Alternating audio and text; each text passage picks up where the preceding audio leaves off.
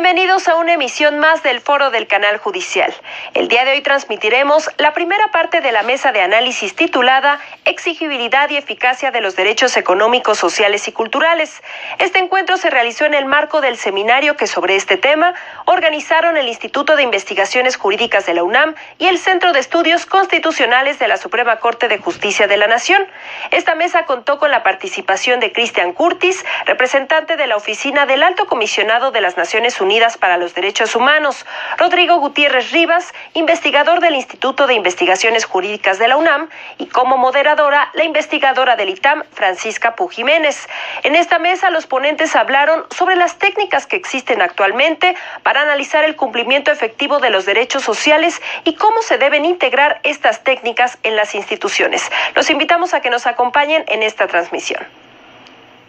Bueno, recojo donde dejaron Rodolfo, Leticia y Juan Cruz. Un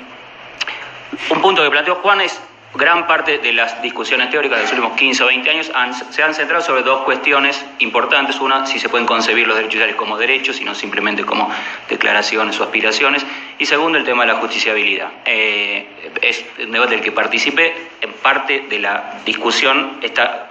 motivada particularmente por el hecho de que la teoría dominante en esos dos campos era la contraria, la del carácter programático aspiracional de los derechos, aunque nuestra región fue pionera en la incorporación de esos derechos en las constituciones, y segundo, en una general pasividad o una aplicación de esta idea de la programaticidad en el campo judicial, de modo que durante mucho tiempo estos derechos vivieron como cláusulas mojadas o cláusulas dormidas en las constituciones, pero no tuvieron ninguna posibilidad de hacerse efectivas a través del litigio judicial. Así que los últimos 20 años en América Latina, en México la discusión es un poco más reciente, tendrá 10 años, este tema se activó y hoy en día, al menos uno puede decir, sin decir que la discusión está saldada o que no hay nada más que discutir sobre estos temas o que las posiciones que aceptan la posibilidad de concebir derechos sociales como derechos en sentido jurídico y su justiciabilidad sean dominantes, por lo menos el panorama es bastante más variado y uno tiene, una variopinta experiencia de justificaciones, de experiencias judiciales en países distintos que van desde, el ejemplo colombiano, el argentino, el costarricense, que fue el primero, de larga experiencia, a algunos casitos en México que van asomando, que todavía es difícil decir que hay una línea sistemática de jurisprudencia en esta materia, etcétera, etcétera, pero al menos que van revirtiendo supuestos dogmas o verdades anteriores. Ahora, un punto que plantearon los tres ponentes anteriores es la cuestión de los derechos sociales no puede reducirse a la cuestión de la justiciabilidad. La justiciabilidad es importante en el sentido de que se trata de una discusión importante para dotar a los derechos sociales de una teoría jurídica más robusta y entonces, a partir de la discusión teórica respecto de qué significa un derecho subjetivo para Hart, Ross, Kelsen, etcétera, etcétera, la cuestión para los realistas jurídicos americanos, etcétera, la cuestión de si uno puede reclamar o si tiene un derecho puede reclamarlo es una cuestión importante. Así que trajimos esa discusión al respecto y por lo menos uno intenta demostrar desde el punto de vista teórico, desde el punto de vista práctico, empírico, que tribunales de distintos lugares del mundo han hecho exigibles estos derechos con efectos diferentes. Ahora, me parece que es importante recoger la cuestión de cómo insertar esa forma de exigibilidad con el otro plexo de formas de justicia que no están vinculadas solamente con el litigio judicial, que fue un tema que plantearon de diferente manera, de manera un poco más abstracta Leticia, de manera más concreta tanto Rodolfo como Juan. Y en esto me parece que también es necesario hacer una especie de mapeo de iniciativas en ese sentido, porque a veces esta discusión, los derechos no son solo derechos jurídicos, sino deben entenderse en sentido político, parece librar a la pura discusión política, a la pura debate electoral o a la discusión en la esfera pública de la cuestión de los derechos. Y me parece que en el medio hay bastantes otras cosas que tienen que ver con intentos de desarrollo de formas de monitoreo e institucionalización del cumplimiento de esos derechos sociales a partir de métodos institucionales pero no judiciales. Así que la pregunta es, ¿qué técnicas se han propuesto, qué técnicas se han desarrollado en términos de seguimiento de la progresividad del cumplimiento efectivo de los derechos sociales y cómo pensar la inserción de esas técnicas en el tramado institucional? Así que, pequeño mapeo, un primer desarrollo interesante de los últimos 10 o 15 años a nivel mundial y particularmente a nivel interamericano, en la última década, en los últimos 6 o 7 años, ha sido la idea de que para medir la efectividad de los derechos sociales necesito indicadores, y estos indicadores requieren una combinación de aspectos cualitativos, que son los que toman los aspectos normativos, la consagración de esos derechos en la legislación, el alcance de esa consagración, el carácter de derecho subjetivo o no, la existencia de herramientas de garantía judicial y cuasijudicial, la definición del contenido de esos derechos en la legislación, etcétera, etcétera, que son aspectos cualitativos de los derechos, y esto necesita ser complementado con un análisis de carácter cuantitativo, es decir, en qué medida esos derechos empíricamente alcanzan a la gente, son vividos por la gente. Así que este debate el intento de integrar metodologías cualitativas y cuantitativas se ha institucionalizado en la Oficina del Alto Comisionado de los Derechos Humanos a partir del pedido de los órganos de tratados del Sistema Universal. Ha desarrollado una metodología sugiriendo categorías de indicadores de estructura, proceso y resultado. El protocolo de San Salvador, que es el instrumento interamericano en materia de derechos económicos, sociales y culturales, generó un grupo de trabajo que se tomó como tarea el desarrollo de indicadores para el monitoreo del progreso de esos derechos, así que ha hecho un trabajo muy fértil, muy interesante, casi único y casi sin apoyo, para desarrollar indicadores sobre baterías de derechos para guiar a los estados en la presentación de sus informes periódicos, dando cuenta del progreso, estancamiento, retroceso en la efectiva implementación de derechos sociales. En países distintos hay iniciativas que provenían de instituciones nacionales de derechos humanos, a veces de observatorios académicos al respecto en el mismo sentido. Es decir, la pregunta es ya no el carácter abstracto, exigible de derechos sociales, sino en concreto, ¿qué indicadores tenemos al respecto de derechos tales como el derecho al trabajo, el derecho a la salud, el derecho a la educación, el derecho a la alimentación, el derecho al agua, etcétera, etcétera? Y esto requiere, claro, una apertura interdisciplinaria, como decía Juan, para la gente que sabe de esos temas, para la gente que ya tiene experiencia en la medición de indicadores en materia de todos estos temas. Muchos de estos, una gran parte de esos indicadores son indicadores ya existentes, indicadores socioeconómicos, así que los indicadores vinculados con el derecho al trabajo tienen que ver con el nivel de empleo, con el nivel de subempleo, con el nivel de empleo precario, etcétera, etcétera. Así que no son indicadores inexistentes, pero raramente se los había pensado en el sentido de una técnica de seguimiento, una técnica de monitoreo de la implementación de esos derechos, del grado de efectividad o de inefectividad, si uno lo lee en el sentido inverso de esos derechos. Así que, tenemos una serie de desarrollos promisorios al respecto que requieren institucionalización, requieren una medición constante. En el ámbito de Naciones Unidas, en el ámbito más bien político de la idea de desarrollo sostenible, los países que forman parte de Naciones Unidas adoptaron esta Agenda 2030 para el desarrollo sostenible, que básicamente sigue el mismo método. Establece una serie, 17 objetivos de desarrollo sostenible, y cada uno de esos 17 objetivos tienen metas específicas, y muchas de esas metas se han traducido en términos de indicadores, y la idea de esa metodología es, si quiero medir progresividad, tengo que establecer una línea de base, tengo que tener un cronograma para saber cuál es la meta, y tengo que medir en qué medida voy cumpliendo con esas metas. Así que, hay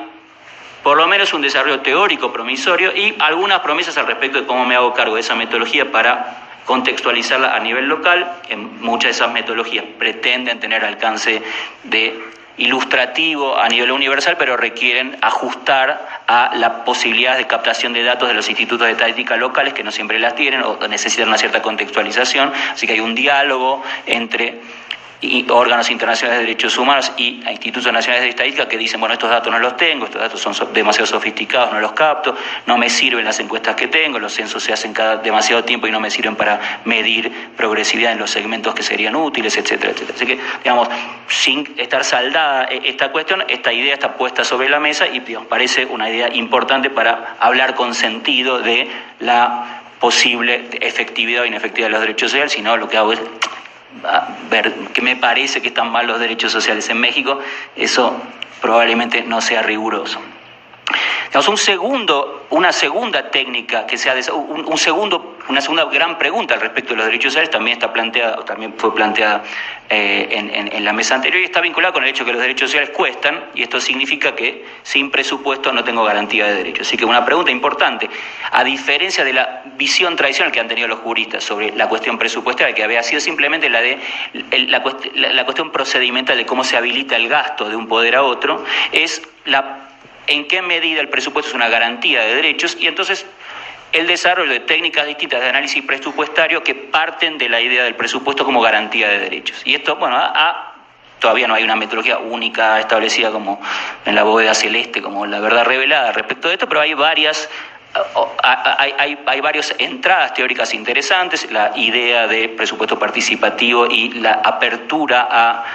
la discusión política al respecto de prioridades presupuestarias en el momento de formulación de los presupuestos, particularmente a nivel local, el análisis estático y dinámico de los presupuestos para saber cuáles son las prioridades del Estado expresadas en el presupuesto, así que uno puede tener una lista de derechos y prioridades, etcétera, pero después cuando se va a fijar en qué gastan los estados, bueno, esto es otra cosa distinta, así que niveles de gasto social, comparación de rubros, etcétera, etcétera, algunas desarrollos de técnicas vinculadas con la mirada presupuestaria en relación con género o con derechos de los niños, así que, bueno, bastantes propuestas teóricas que permiten abrir, digamos, la caja negra del presupuesto para pensar en qué medida, algunos análisis de comparaciones entre el presupuesto planeado y el presupuesto implementado, es decir, baches o brechas en la implementación. Así que esto me da alguna idea al respecto de la pregunta que se formulaba Juan Antonio de los recursos disponibles. Bueno, ¿dónde mido los recursos disponibles? En la plata que el Estado dice que va a poner en el presupuesto, y esto me da algún mapa de prioridades. Así que, digamos, abrir democráticamente la discusión presupuestaria parece un instrumento de garantía importante al respecto de cómo, si pongo la plata donde pongo la boca, como dicen los gringos. Tercera línea interesante que también ha sido planteada en los paneles anteriores ha sido la idea de que las políticas públicas son la contracara de la efectividad de los derechos. Así que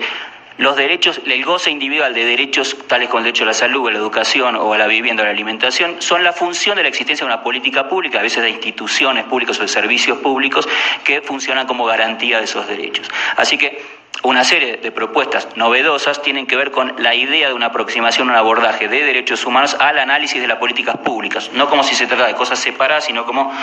intentando ver si las políticas públicas reflejan una perspectiva de derechos, no una perspectiva de pura discreción administrativa, es decir, si en su formulación consagran principios transversales de derechos humanos, tales como la no discriminación, la participación, la transparencia, el acceso a la información, etcétera, las formas de control y de rendición de cuentas, y en qué medida esas políticas públicas, traducidas en instrumentos normativos, generalmente en un plan y en su diálogo con la legislación,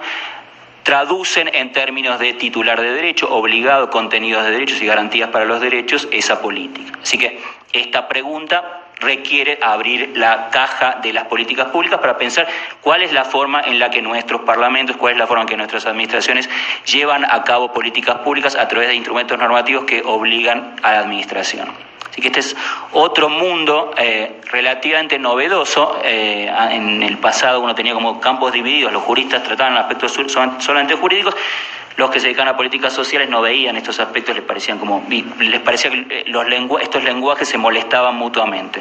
Hoy en día hay una cierta convergencia al respecto de la necesidad de acercar estos lenguajes, y me parece que, bueno, por lo menos tenemos algunos instrumentos teóricos interesantes para entrar en esta cuestión. México es un país que requiere mucho trabajo en esta materia. Esto significa análisis empírico, cuáles son aquellas políticas públicas que ponen en marcha los mecanismos que finalmente garantizan derechos en materia de alimentación, en materia de salud, en materia de vivienda, etcétera, etcétera. Una cierta reflexión interesante al respecto me parece que la da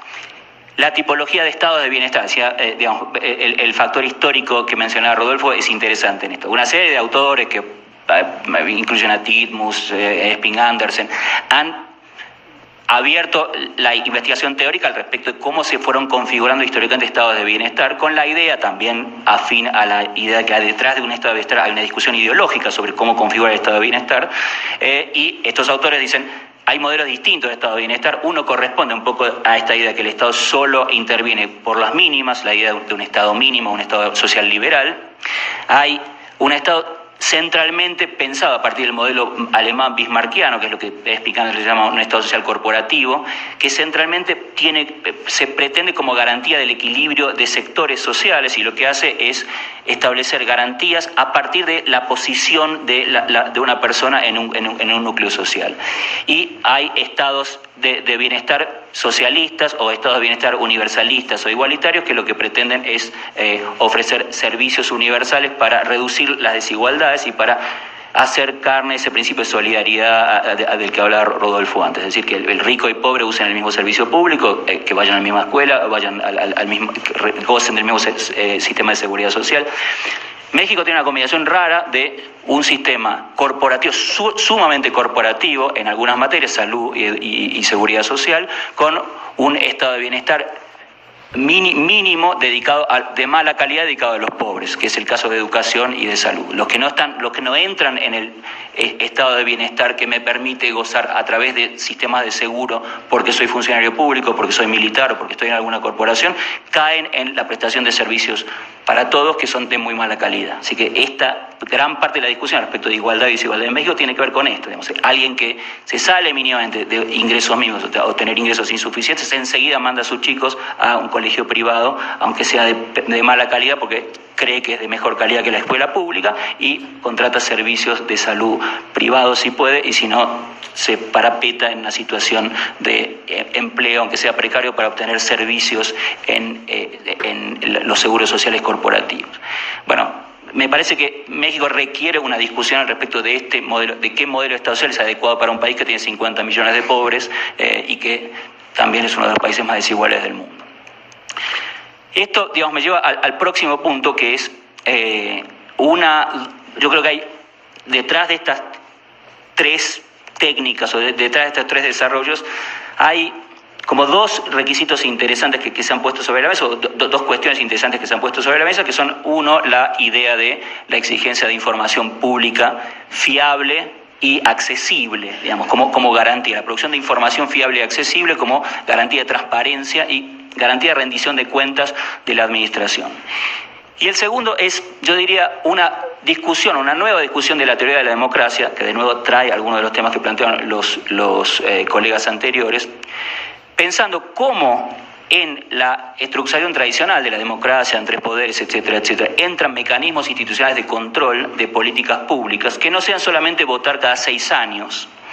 Esto es un problema de la teoría de la democracia actual, porque parece que uno vota en paquete todo, voto si me parece simpático el candidato, si le fue bien o mal en las políticas sociales, etcétera, etcétera. Entonces no hay ningún nivel de detección al respecto si fueron o no mal las cosas hasta esperar 6 años. Entonces,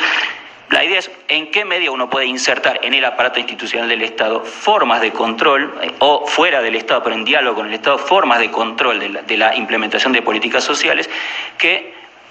utilicen algunas de estas técnicas de las que mencioné. Así que, bueno, en la discusión comparada al respecto de esto tenemos, bueno, preguntas al respecto de qué función podrían cumplir las instituciones nacionales de derechos humanos, las comisiones de derechos humanos en México, en el seguimiento al monitoreo de derechos sociales, la idea de la reutilización de mecanismos tradicionales, de los mecanismos de pesos y contrapesos de la democracia, como las interpelaciones parlamentarias a los ministros de cada cartera para que den cuenta respecto de si va bien la política o qué pasó con un caso como el de la contaminación o el incendio de una comunidad indígena en un estado del norte de México, etcétera, etcétera. La cuestión presupuestaria, en la cuestión presupuestaria una de las preguntas es si los mecanismos tales como los de la auditoría pública del gasto público pueden funcionar o pueden ser más abiertos a participación de la ciudadanía y constituirse en garantía de cumplimiento del presupuesto y en cadena de la efectividad de derechos, etcétera. Así que, digamos, de nuevo, preguntas al respecto de cómo. Otra pregunta es en qué medida hay el espacio de la sociedad civil o el espacio de la crítica pública a las políticas públicas tiene alguna polea de transmisión hacia las políticas públicas. En esto, de nuevo, Leticia recordaba a Sen en esto. Digamos, casi el libro por el que Sen ganó el premio Nobel de Economía es un estudio histórico sobre hambrunas, se llama Hambrunas y Pobreza. Y la tesis interesante de Sen en el caso es un estudio histórico sobre hambrunas del siglo XIX, del siglo XX en Europa y en Asia. Y lo que dice Sen es, su estudio empírico da el resultado de que las hambrunas no eran función de la falta de alimentos, así que países en los que existían alimentos, sino de la falta de un espacio público de crítica robusta a la administración, al gobierno, para detectar defectos en la política pública, disfunciones en la política pública que llegan a cuellos de botella que provocan la hambruna. Así que no es tanto, así que las hambrunas, estudian hambrunas de China, de India, de Irlanda, de Polonia, y en esos casos lo interesante del caso es mostrar que no es solo una cuestión de escasez, sino es una cuestión vinculada con las decisiones políticas al respecto de la efectividad de la política, de la llegada de política. Y para eso, sin la existencia de pesos y contrapesos, de contrapesos institucionales, pero también contrapesos de la esfera de la sociedad civil, la existencia de un espacio robusto de crítica al gobierno a través de la libertad de expresión, de la libertad de prensa, de la libertad de manifestación, la existencia de políticas públicas verticales, autoritarias, impermeables a la crítica, terminan no detectando casos de disfunción de la política, la tosudez de hago lo que hago aunque me parte un rayo, y el efecto de eso son estas graves violaciones masivas de derechos. Así que detrás de esta discusión hay un poco la pregunta al respecto de cómo hago que el diseño, la adopción, la implementación de políticas públicas esté más abierta al escrutinio de la ciudadanía y de los mecanismos institucionales también. Y esto me lleva al último punto, que creo que todavía voy bien, sí, más o menos 2 minutos, que es, diría, bueno, voy a extender, voy a hacer lío, que es, yo creo que una gran pregunta vinculada de nuevo con la teoría de la democracia que tenemos que plantearnos en América Latina es el del papel de la administración, el problema de la administración. En general las teorías que hemos heredado respecto de la discusión del poder contramayoritario de los poderes recogen una discusión que en la teoría de la democracia pone en tensión el papel de los parlamentos, es decir, del órgano representativo, con el de los jueces. Y el gran ausente en esa teoría es el de la administración, que es el eje central de las políticas públicas que proveen derechos sociales. En esa teoría hay una débil argumentación al respecto del carácter democrático de la administración. El que es democrático de la administración es el presidente o el gobernador, el jefe de gobierno, que es el único elegido. El resto de los ministros, secretarios y el director de una escuela, etcétera, no tienen ninguna credencial democrática. Así que la administración en general, que es el órgano del poder que más ha crecido desde el establecimiento del estado de bienestar, es el que menos contrapesos democráticos tiene. La segunda forma de legitimación de la administración proviene de la concepción napoleónica de la administración profesional o tecnocrática, que sigue un poco el modelo del ejército, es decir, una administración de carrera profesional cuya legitimación parte particularmente de su capacitación. Bueno, 2 cuestiones. Una, primero, esto no se lleva demasiado bien con la legitimación democrática porque no hay formas de rendición de cuentas. Y segundo, esa teoría traída de Francia, donde sí existe una escuela nacional de administración pública, funciona pésimamente en América Latina por 2 razones. Primero, porque la administración pública en América Latina en general está llenada por favoritismo, está llenada no por funcionarios de carrera, sino está llenada porque los funcionarios de turno nombran amigos que más o menos quedan ahí en capas geológicas, de acuerdo a cuándo fueron nombrados. Y segundo, porque el nivel de corte en América Latina entre el nivel de designación política de los funcionarios y el de administración de carrera es muy bajo. Y esto significa que cuando viene un gobierno nuevo, primero, los que se llevan todo, llevan las alfombras, se llevan la virome, se llevan la computadora, etcétera, y la memoria institucional es 0.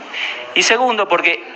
la administración de carrera, si es que existe, tiene poco incentivo para utilizar criterios tecnocráticos o de legalidad y decirle a los funcionarios políticos que hay que hacer esto o lo otro. Así que la legitimación de carácter tecnocrático tiene bastante poco incentivo frente a el gobierno de turno que viene, nombra a los primos, al amante, al hijo del peluquero, etcétera, etcétera, para cubrir los 5 cargos más importantes de la administración. Bueno, esa es la administración con la que contamos. Así que una pregunta importante al respecto de esto es ¿cuáles son las formas de hacer más democrática la administración? Y yo diría, para terminar, algunas de las pautas que provienen de desarrollo de Derecho Internacional de Derechos Humanos dicen principios tales como los principios de consulta, participación, consulta previa a la toma de decisiones, consulta de los más afectados, particularmente de aquellos que están en una situación más vulnerable, transparencia, establecimiento de métodos de queja no judiciales sino informales, por ejemplo, la participación de consumidores de servicios de salud o servicios de educación en relación directa con los servicios que prestan, o sea, la participación de los padres o de los usuarios en esos servicios, son formas de abrir la democratización de la administración. Este me parece un problema importante en México. Un punto interesante en México es que en gran parte de la teoría de izquierda en México hay una gran desconfianza con la administración. La idea que, digamos, por efecto de varias, digamos, en México es donde se tradujo a Foucault en América Latina, la idea detrás de Foucault, la administración centralmente es una administración de los cuerpos y escribe la disciplina en los cuerpos, así que la administración la veo como una amiga, la veo como un enemigo. gran parte de la teoría marxista en América Latina y traducida a México piensa la administración centralmente como el aparato para fragmentar y dividir las luchas sociales y garantizar la hegemonía de la clase dominante. Entonces, frente a esas teorías, esto no me permite gran diálogo con la administración. Pero para terminar, si gana una sentencia judicial estructural bellísima con un carácter colectivo y medidas de cumplimiento, etcétera, etcétera, y no tengo diálogo con la administración para implementar esa sentencia es muy bonita para tapar un agujero en la pared y tenerla enmarcada en oro, pero tiene muy poco efecto para hacer lo que quiero, que es hacer efectivos los derechos. Así que sin alguna forma de traslado, de diálogo interpoderes con la administración, aún las posiciones más férreas vinculadas con el sostener la justiciabilidad y el activismo judicial a rajatabla, terminan en frustraciones. Así que me parece que este es un tema de agenda importante para un país como México, pensar cómo democratizar la administración, que es la que se dedica centralmente a proveer servicios para pobres en México. Gracias.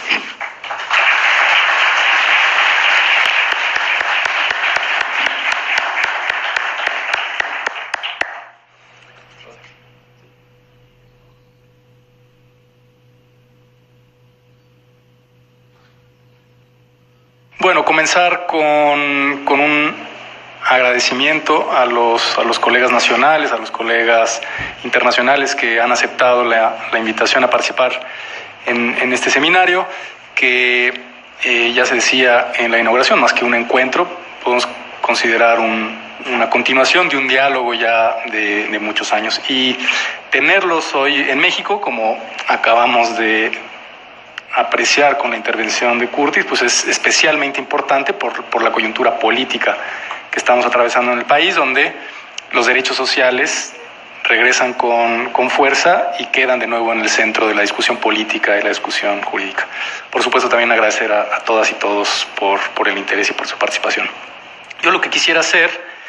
es una reflexión bueno, primero lo que haré antes de llegar a esa reflexión es un par de apuntos conceptuales sobre las nociones de exigibilidad y eficacia, que esa es la mesa que nos convoca, que entiendo rápidamente por exigibilidad y eficacia. Después de eso, un recorrido a vuelo de pájaro sobre el despliegue de distintas estrategias de exigibilidad, llegando a la justiciabilidad. Aquí parece que hemos intercambiado un poco papeles con Cristian,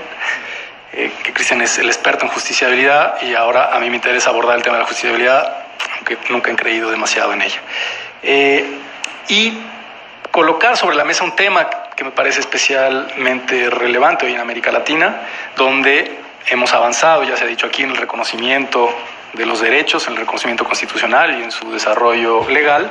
e incluso en su justiciabilidad. Decenas, si no cientos o miles de sentencias en Colombia, Costa Rica, Argentina, etcétera, sobre derechos económicos y culturales, pero un embudo en la implementación.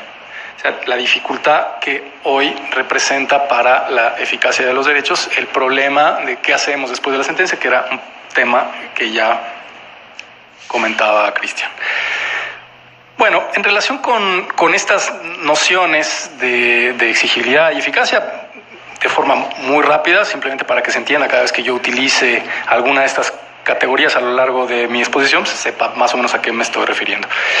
Por exigibilidad, pues entiendo todos aquellos procedimientos, vías, estrategias de reclamación que las personas o los colectivos, comunidades campesinas, indígenas o barrios populares periféricos de las ciudades ponen en marcha para que los poderes públicos o privados, porque eso se ha abierto ya también la discusión sobre la posibilidad de obligar a poderes privados, cumplan con las obligaciones que derivan de los derechos. Y esto evidentemente se puede relacionar con temas o con aspectos de técnica jurídica, elaborar, por ejemplo, peticiones formales frente a los distintos órganos de la administración. Esta es una vía de exigibilidad que se utiliza permanentemente con desgraciadamente poca fortuna, ya lo decía también muy bien Cristian, para que se respeten o protejan los derechos, o también intentar incidir en los procesos legislativos para que se desarrollen normas que especifiquen el contenido de los derechos o se reconozca un derecho a nivel constitucional, se precisen sus obligaciones, etcétera, etcétera, ¿no? Garantías primarias. Y también, por supuesto, llevar ante tribunales demandas vinculadas a los derechos económicos, sociales y culturales, que sería el apartado de la exigibilidad denominado justiciabilidad. Sin embargo, y esto me interesa a mí enfatizarlo por lo que diré más adelante, las vías de exigibilidad no se agotan en la técnica jurídica incluyen otras estrategias, otras garantías, conocidas como garantías de acción directa, garantías sociales, que implican formas de presión vinculadas al ejercicio de otros derechos fundamentales, como el derecho de reunión, o el derecho de libertad de expresión, o el derecho de manifestación de ideas, el derecho de protesta, y que se traducen, y esto ocurre de forma recurrente en nuestros países, de forma permanente, se traducen en plantones, manifestaciones en plazas públicas, conferencias de prensa, garantías de acción directa que la propia ciudadanía pone en marcha permanentemente. Lo dejo ahí, más adelante quiero retomar una idea en relación a estos mecanismos de exigibilidad de los derechos. Por eficacia, pues muy rápidamente entiendo la capacidad de que algo o alguien tiene de provocar un efecto deseado, o sea, alcanzar el efecto que se espera tras la realización de una acción o de un conjunto de acciones. El efecto que se espera al poner en marcha las distintas estrategias de exigibilidad de los derechos, pues es evidentemente lograr revertir los problemas, carencias que padecen millones de personas por la falta de acceso básico a necesidades tales como, ya se ha dicho aquí, alimentación, salud, o por una distribución desigual de oportunidades y de riqueza. El objeto de los derechos económicos, sociales, culturales, ambientales, el objetivo, el uso estratégico de estos derechos es provocar las transformaciones, el cambio social de jurídicas y de políticas o de prácticas culturales para lograr que todas las personas puedan acceder a estos niveles esenciales dignos de acceso a bienes y necesidades. Y el objetivo de mi intervención es hacer, primero, ya se los había adelantado, un breve recorrido sobre cómo hemos ido avanzando en América Latina en la eficacia de estas estrategias de exigibilidad, centrándome al final en el problema del cumplimiento. Estoy también muy marcado por una experiencia personal de litigio estratégico con organizaciones de la sociedad civil. Llevamos 4 años en el proceso de implementación de una sentencia sobre derecho humano al agua, con algunos resultados, pero con un cumplimiento parcial que podríamos considerar no del todo satisfactorio. Entonces es un tema que hoy me lastima. Bueno, hay que recordar, ya también se dijo aquí, que durante toda la primera mitad del siglo XX se avanzó en el reconocimiento constitucional de los derechos, pero estos no se podían hacer exigibles judicialmente. Ahí, digamos que abrevamos de la tradición continental francesa, alemana, según la cual pues, los derechos eran líneas programáticas, eran derechos declarativos sin fuerza vinculante, ideales con un valor político que solamente se podían alcanzar mediante el ejercicio del poder político. En este contexto, las estrategias de exigibilidad por parte de los grupos desfavorecidos pues, se centraron en incidencia y negociación con los poderes legislativos y ejecutivos para que desarrollaran leyes o políticas. En México hay una larguísima experiencia de lucha social para incidir en los cuerpos políticos, en la administración, o bien, ya lo dije, a través de la protesta y la movilización. De eso tenemos una larga tradición histórica, además ambas a la vez, incidencia y negociación con movilización política. Y hay que decir, yo lo creo así, que se trata de una estrategia eficaz y probablemente la más eficaz. Por esa razón es que este país está con permanentes movilizaciones ciudadanas, tomando carreteras, yendo al Zócalo, haciendo plantones, tomando presidencias municipales. En realidad, esa es la garantía más eficaz de los derechos económicos, sociales y culturales. El problema es que esas garantías que tienen un importante grado de eficacia también son problemáticas. Son problemáticas, lo conversábamos ayer con Cristian, porque por un lado tiene un riesgo de cooptación, de desgaste, estar permanentemente organizado, movilizado para estar dialogando con los distintos poderes, puede tener una deriva de cooptación, y además se convierten en dádivas que son parte de la negociación política, por lo tanto no hay seguridad jurídica y no hay derechos que estabilicen esa relación con el poder político. Y además se traducen en favores políticos que los movimientos sociales prestan para el momento de las elecciones, y eso es problemático. Y también en el caso de movimientos, porque los hay, que no asumen esta relación de negociación con los gobiernos, riesgos de respuestas estatales violentas. Ya hoy se estaba también hablando de la violencia que hay en movimientos ambientalistas que están defendiendo ríos, bosques, tierras, etcétera, etcétera, y que están recibiendo por parte del Estado, de los estados en general en América Latina, respuestas profundamente violentas que van desde la amenaza hasta el asesinato. Bueno, a diferencia de aquella época, pues hoy existe una convergencia en toda América Latina en el reconocimiento de los derechos sociales como normas vinculantes que pueden ser exigidas judicialmente. Esto está ya en prácticamente todas nuestras constituciones, en el artículo 42 al 77 de la colombiana, en el del 12 al 55 de la Ecuador. En México tenemos los derechos sociales regados a lo largo de toda la Constitución, pero están consagrados. Tenemos hoy un artículo 1 que los considera ya justiciables, un principio de interpretación conforme, etcétera, etcétera.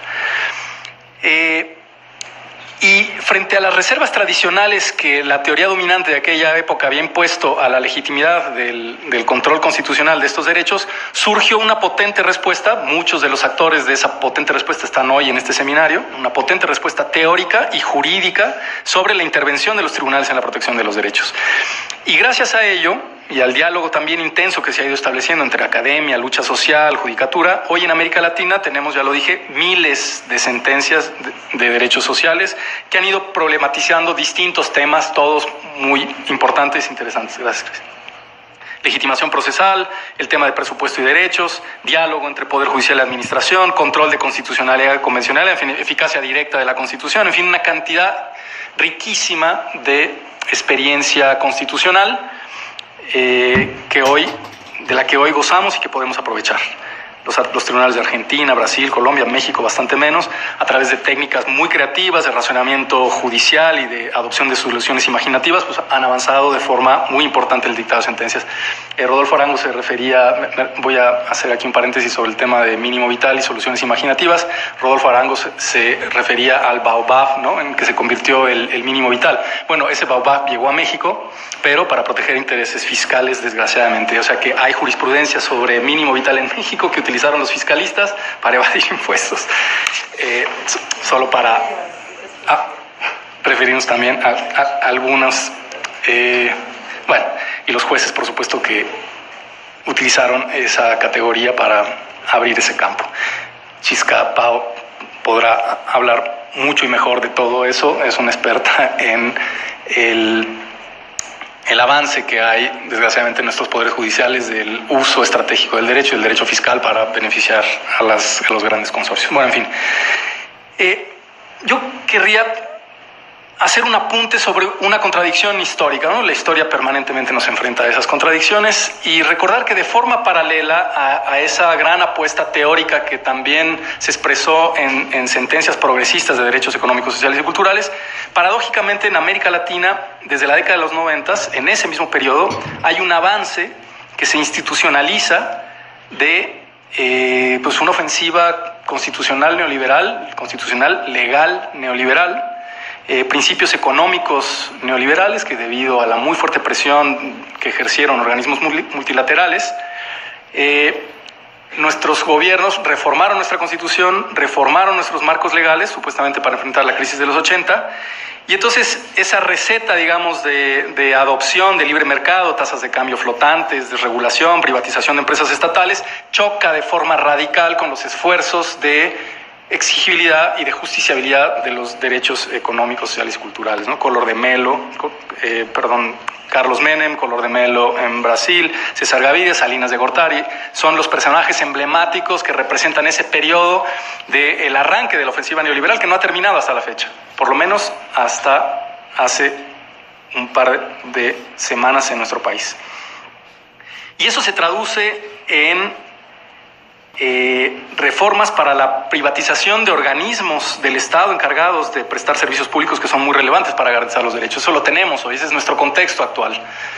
Una ofensiva neoliberal que ha modificado a la administración para convertirla en gestora o en la facilitadora de negocios privados. Lo decía una compañera, la ley de minas es eso. La ley de minas se creó por un lobby, por un cabildeo de empresas multinacionales canadienses para abrir los mercados del subsuelo en este país. Y eso está ahí, y eso choca radicalmente con los esfuerzos de defensa de los derechos económicos, sociales y culturales. Hay una especie de esquizofrenia constitucional al expandir los principios del Estado social, cualquiera que ésta sea, reconociendo la justiciabilidad de los DESC, pero por otro lado, esta dimensión neoliberal que ha infiltrado prácticamente todo nuestro marco normativo. Y yo no tengo una tesis fuerte en relación al impacto que estas políticas han tenido o no en el avance de la justiciabilidad de los DESC y en el cumplimiento de los derechos, pero seguramente que está impactando de una forma muy trascendente. Ahora, lo cierto es que hoy podemos hablar de un avance sustantivo en la teoría de la justiciabilidad y en el dictado de las sentencias. Y también lo cierto es que tenemos, y con esto querría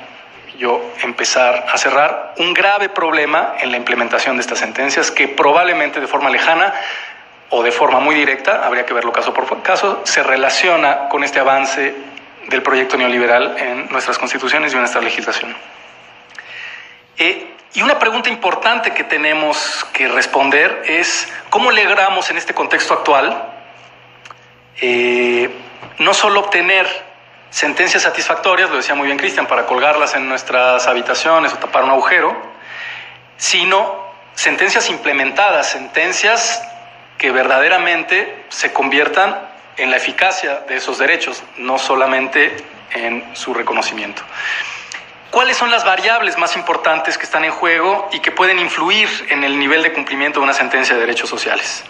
Si es la naturaleza de la institución demandada, por ejemplo, si esa institución es federal, es estatal, es local, es municipal, el peso político que pueda tener esa institución, si eso juega en la posibilidad de implementar, porque obviamente es muy distinto pelearse contra o presentar una demanda contra la Secretaría de Energía que presentarla contra un municipio. Y eso puede, en una correlación de fuerza distinta entre el Poder Judicial y las autoridades estatales,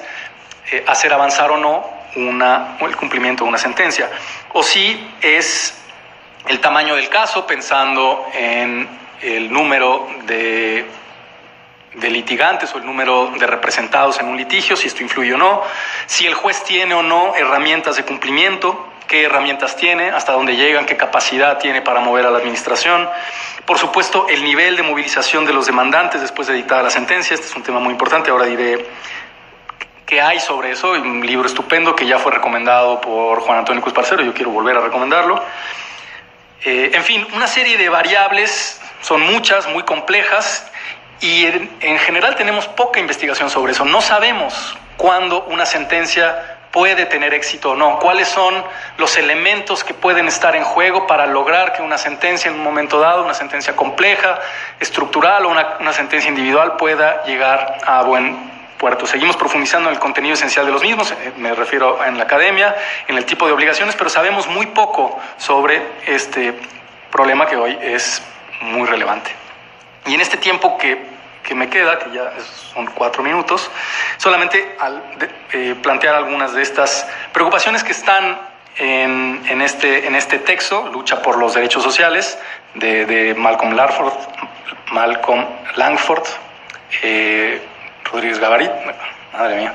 Rodríguez Garavito y Julieta Rossi, que efectivamente nos acompaña aquí. Le agradecemos mucho el texto porque realmente es muy ilustrativo, ¿no?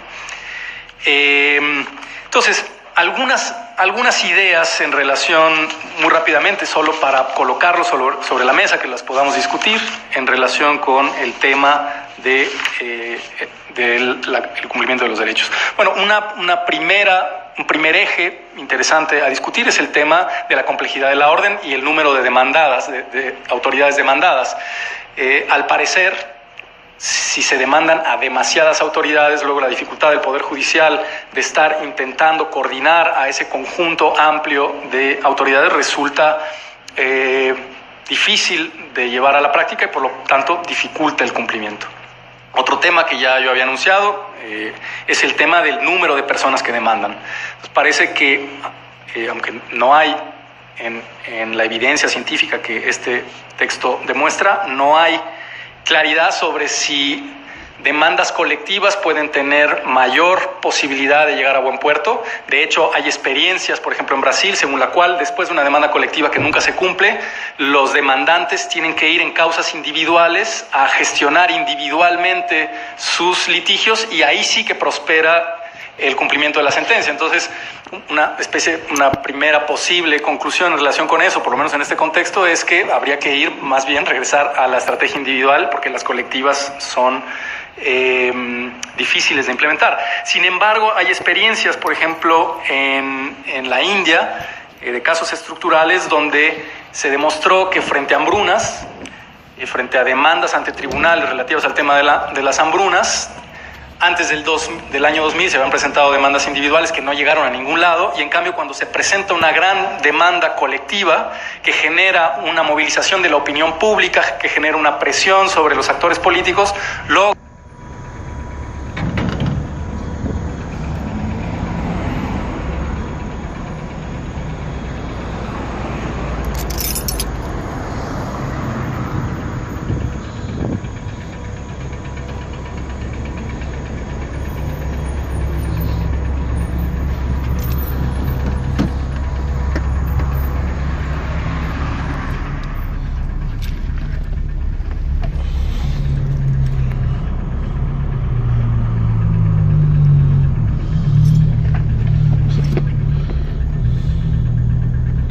con estrategias de articulación, pues hay mayores posibilidades de que esa sentencia llegue a un puerto. Por lo tanto, la capacidad que una organización o una coalición de organizaciones tenga para ejercer presión política, no antes de la demanda, no durante el proceso, sino a lo largo del cumplimiento, es un elemento clave, ¿no? Bueno, iba a hablar del caso mexicano, pero ya estoy en mi tiempo. Hay un último tema que es también fundamental, que tiene que ver evidentemente con los instrumentos judiciales con los que cuentan los poderes judiciales, las medidas coercitivas, sanciones, desacato, prisión, etcétera, para poder lograr avanzar los derechos económicos, sociales y culturales. Pero hay un tema, y con esto cierro, y espero que conecte con lo que va a exponer Diana a continuación.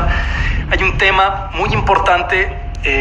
desarrollado por Rodríguez Garavito, por la propia Diana, sobre el tema de seguimiento, la importancia de abrir procesos dialógicos, participativos, de suspensión continuada. No pensar que las sentencias cierran un proceso, sino todo lo contrario, lo abren en el sentido en el que Cristian decía, abrir las posibilidades del diálogo interinstitucional, pero también con los propios afectados, para ir diseñando, imaginando en soluciones imaginativas, democráticas, pertinentes para el caso, soluciones específicas que en el transcurso del tiempo puedan ir avanzando en la protección de los derechos económicos, sociales y culturales. Creo que esto es muy importante que lo digamos aquí en México, porque estamos muy acostumbrados a pensar solo en que un abogado lleva una demanda a un tribunal, recibimos una sentencia y ya estamos del otro lado. Bien, se acaba el tiempo de mi intervención. La idea era simplemente poner sobre la mesa este debate sobre incumplimiento de las sentencias, que es un problema de eficacia, de exigibilidad, un problema grave hoy en América Latina. Retomar algunas de estas líneas, ya decía yo, perfiladas por autores que ya están empezando a hacer investigación de campo sobre esto. Hay que hacer investigación de campo, no es una investigación teórica, es una investigación donde hay que ir al territorio. Y que pensé podía ser útil para que quienes estén interesados en avanzar causas en este país de derechos económicos, sociales y culturales, pues vayan pensando en las estrategias previas. ¿Quién es el juez? ¿Qué capacidades tiene? ¿Cómo hay que organizarse? ¿Con quién hay que organizarse? ¿Cómo hay que tocar base con medios de comunicación? Etcétera, etcétera, para lograr que luego la sentencia no se convierta simplemente en un bonito cuadro en nuestra habitación. Gracias por acompañarnos.